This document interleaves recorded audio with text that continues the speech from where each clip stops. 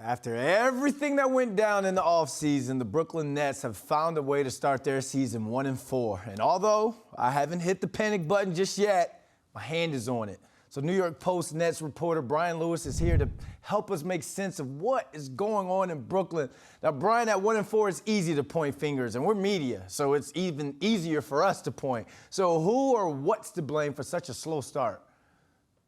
I don't think you have enough fingers. Everything that's gone wrong here. I mean, from the fact that they started the offseason in chaos, they are still trying to figure out the best roster to play, the best permutations. They've played more five-man lineups than anybody that's not tanking, right? So while they've started the same people, Steve Nash is feverishly trying to figure out what combinations work, and he hasn't found those yet. So when you say that, that makes me want to ask, because of everything that went down this offseason, does Steve Nash look like the guy who can coach this team to a solid playoff spot? I don't know. I think he can coach them to a decent record. I do think so, because there is so much talent here on the team, and talent generally wins in the NBA. My questions are, can he win in the playoffs? Because that is where tactical acumen and that's where coaching takes over. Talent will get you, but so far.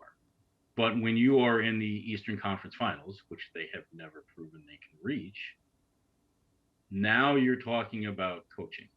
And I don't know whether he can win those series in the playoffs, even if everybody's healthy, even if everybody's together. And we haven't seen that either.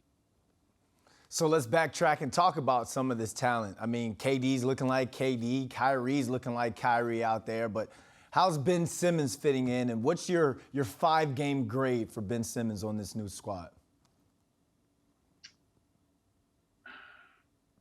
Somewhere in the D- area, I suppose. There's an irony. I mean, Ben Simmons is, while KD's averaging more points per touch than anybody else in the league, Ben Simmons is dead last in points per touch. Now, Ben is not a scorer. It is absurd to think that they're going to recast him as some kind of Steph Curry. It's not what he is. He doesn't score. He doesn't shoot at all. Nobody's expecting him to hit three-pointers, and nobody's expecting him to shoot 85% from the line. The problem is he does have to be more aggressive. He does have to attack the paint. He does have to be willing to at least shoot the ball, even if it's 8 feet, 9 feet, 10 feet, because people are going to lay off of him. They're not going to defend it. They're going to defend 5-on-4, and it's not insulting if it's intelligent defense. That's what you're supposed to do when you're playing against Ben Simmons, and that's what's making life difficult. So Steve Nash's job now is he's going to have to figure out ways to use Ben. Maybe that's a lot more as a small ball 5, which he showed the last game and a half. That may be putting shooters around him, which means he has to wait till Joe and Seth can get back. And Ben has to work on being more aggressive and being more assertive.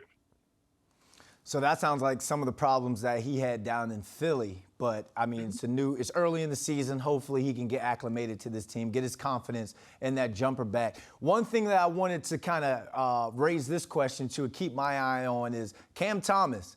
He's been a DNP 3 of the first 4 games. So what's the reason for that? And is that something that we should keep an eye on early in the season? Well, here's the thing. Cam is not a defender. Cam has a very mature game. Cam came into the league as a rookie, and he had a very intelligent offensive game, a very savvy offensive game, and he can score. The problem is this team is dead last in the league in defense. All right, that's what they need, and that's not necessarily what he provides. That's part of the reason he's not playing. All right, Brian, I have my hand on the panic button. I haven't pressed it just yet. After that, I'll think about it. But thanks for coming on, joining us. It's going to be a long season, so I'm sure we're going to talk again soon. No worries. Thanks for having me.